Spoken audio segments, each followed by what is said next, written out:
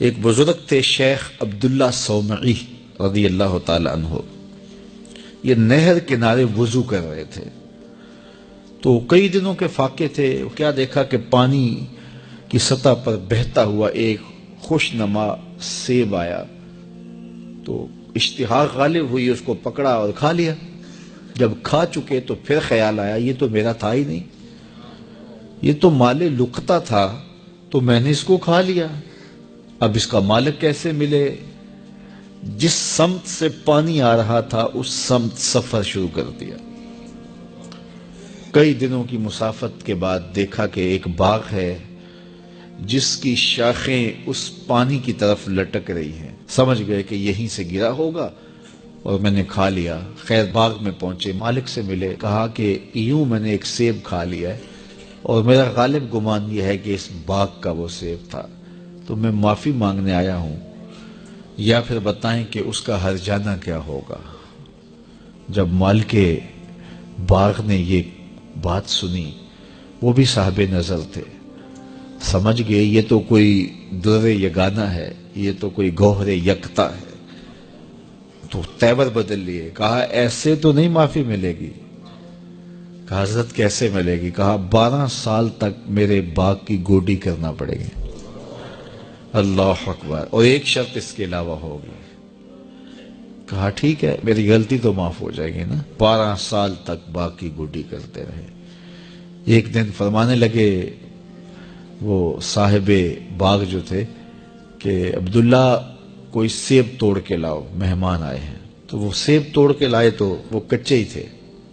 تو کہا تم 12 سال ہو گئے ہو سیبوں کے باغ میں رہتے ہوئے، تمہیں پتہ نہیں کہ کچے سیب اور پکے سیب کیسے ہوتے ہیں؟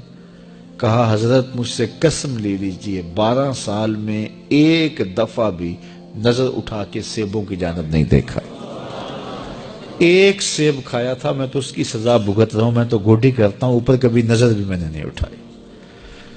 سینے سے لگا لیا. کہا ایک شرط تمہاری پوری ہو گئی، اب دوسری شرط ہے کہ میری ایک بیٹی ہے جو آنکھوں سے نابینا ہے، کانوں سے بہری ہے، بول سکتی نہیں، اور وہ اپاہج بھی ہے، چل بھی نہیں سکتی. اس سے تمہارا نکاح کرنا چاہوں گا، اگر تمہیں قبول ہے تو معافی ہو جائے گی.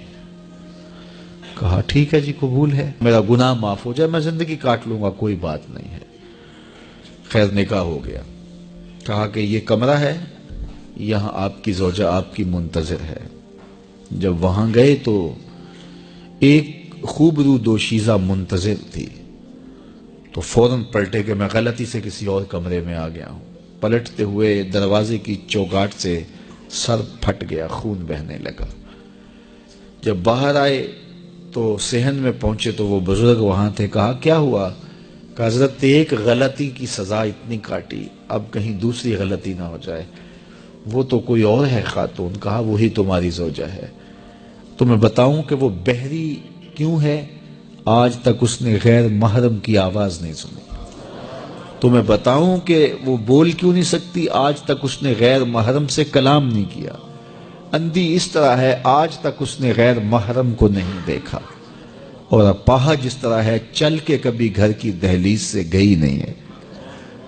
تو اس خاتون اور حضرت عبداللہ صومعی کا جب نکاح ہوا اور پھر ان سے اللہ نے ان کو ایک بچہ دیا جس کا نام ہے الشیخ عبد القادر جیلانی. جب ماں باپ اس طرح کے ہوں تو بیٹے اس طرح کے ہی ہوتے ہیں. باپ کا لقمہ پاک اور ماں اپنی آبرو کی کیسی محافظہ. پھر در یگانہ اور گوہر یکتا جو پیدا ہوتا ہے وہ دین کی احیاء کرنے والا ہے، دین کی مردہ قدروں کو نئی زندگی دینے والا ہے. حضرت ملا علی قاری لکھتے ہیں کہ حضور غوث اعظم جب مجلس واعظ کرنے بیٹھتے تو 70 ہزار کا اجتماع آپ کے مجمع میں ہوتا، اور عمومی طور پہ اللہ کی رحمتوں کے حوالے سے بات کرتے. اور جس دن آپ اللہ کے قہر، غضب اور جلال کی بات کرتے کئی جنازے اٹھتے. یہ آپ کی گفتگو کے اندر عصر کا رنگ اور شیرینی تھی. اللہ اکبر.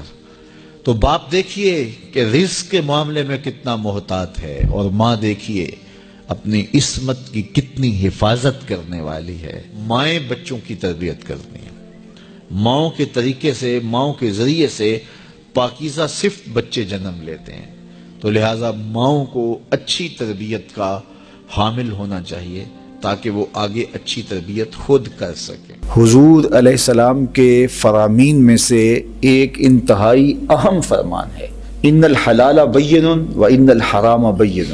حلال بھی واضح ہے اور حرام بھی واضح۔ حلال اور حرام کے درمیان کچھ چیزیں شبہ والی ہیں، لا یعلمہن کثیر من الناس، زیادہ لوگ ان کو جانتے نہیں۔ جو شبہ والی چیزوں میں پڑ گیا وہ حرام میں پڑ گیا۔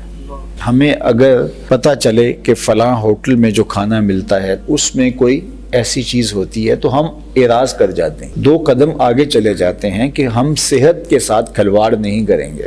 اسی طرح ہم اپنی امور زندگی میں یہ ضابطہ طے کر لیں کہ ہر وہ ذریعہ رزق جس میں ہمیں اندیشہ ہو کہ اس میں شبہ ہے، تو ہمارے لیے ہمارے جسم کی ساخت اللہ نے اس طرح تو نہیں بنائی کہ ہم وہی کام کریں اور کوئی کر نہیں سکتے، تو ہمیں اس کام سے گریز کر کے اس کام پہ جانا چاہیے جو بالکل حلال ہو۔ تو مشکوک کو بھی اختیار نہیں کرنا اور حرام سے تو مکمل اجتناب کرنا ہے، بلکہ بعض امور جائز بھی ہوتے ہیں لیکن وہ خلاف اولا ہوتے ہیں، اور خلاف اولا ہونے کی وجہ سے ان کو بھی ترک کر دیا جاتا ہے۔ صحابہ تابعین کو کہنے لگے کہ جن چیزوں کو تم معمولی سمجھ کے اختیار کرتے ہو، ہم ان چیزوں کو حضور کے دور میں مہلکات میں سے سمجھتے تھے کہ یہ چیزیں ہلاک کر دینے والی، اور ہم اس بات کا بہت زیادہ التزام کرتے تھے کہ اپنے معاملات کو بالکل صاف رکھا جائے۔ اسی طرح تقوی انتہائی احتیاط کا نام ہے۔ حضرت امام اعظم ابو حنیفہ علیہ رحمہ نے کسی سے قرض لینا تھا تو اس کے ہاں تشریف لے گئے قرض کے تقاضے کے لیے، دروازے پہ دستک دی اور پیچھے ہٹ کے دھوپ میں کھڑے ہو کے صاحب خانہ کا انتظار کرنے لگے۔ دھوپ بہت سخت تھی اور دیوار کا سایہ پڑ رہا تھا، تو کسی نے گزرتے ہوئے کہا کہ آپ سائے میں کیوں نہیں کھڑے ہو جاتے؟ تو فرمایا کہ صاحب خانہ سے میں نے قرض لینا ہے، اور جس سے قرض لینا ہو اس سے کوئی نفع حاصل کرنا سود ہوتا ہے، تو میں ڈرتا ہوں کہ کہیں یہ سود کے زمرے میں نہ آ جائے۔ حالانکہ یہ اس قبیل کی چیز نہیں تھی، لیکن سکھلانے کے لیے یہ احتیاط۔ حضرت امام احمد بن حنبل، ان کے پاس ایک خاتون آئی مسئلہ پوچھنے کے لیے، میں سود کاٹتی ہوں اور بازار میں فروخت ہوتا ہے میرے ہاتھ کا کاٹا ہوا سود، اور کبھی ایسا ہوتا ہے کہ میں چاندنی راتوں میں سود کاٹ لیتی ہوں، اور اس طرح کبھی بادشاہ کی سواری گزرتی ہے تو آگے شمع لیے خادم چل رہے ہوتے ہیں تو ماحول میں روشنی بڑھ جاتی ہے، تو میں پھر وہاں بھی کاٹ لیتی ہوں۔ تو میں یہ پوچھنا ہے کہ وہ کاٹا ہوا سود جو بادشاہ کی سواری کے ساتھ چلتے ہوئے چراغوں کی روشنی میں کاٹا گیا ہوتا ہے، وہ میرے لیے کاٹنا جائز ہے؟ اور دوسرا کہ وہ رات کے جو چاندنی میں کاٹا گیا سوت اور دن کے اجالے میں جو کاٹا گیا سوت، اس کی کوالٹی میں تھوڑا سا فرق ہو سکتا ہے، اگرچہ میں کوشش کرتی ہوں، تو کیا میں اس کو مکس کر کے بیچ سکتی ہوں؟ تو امام احمد بن حنبل نے اس خاتون سے پوچھا کہ تمہارا تعارف کیا ہے؟ اس نے کہا کہ آپ مسئلہ بتائیے، سائل سے اس کی ذات تو نہیں پوچھی جاتی۔ تو آپ فرمانے لگے کچھ مسائل ایسے ہوتے ہیں کہ سائل کی حیثیت سے مسئلے کی نوعیت بدلتی ہے، تمہیں بتانا پڑے گا تم کون؟ تو اس نے کہا کہ میں بشر حافی کی ہمشیرہ۔ تو فرمایا خاتون تمہارے لیے جائز نہیں ہے۔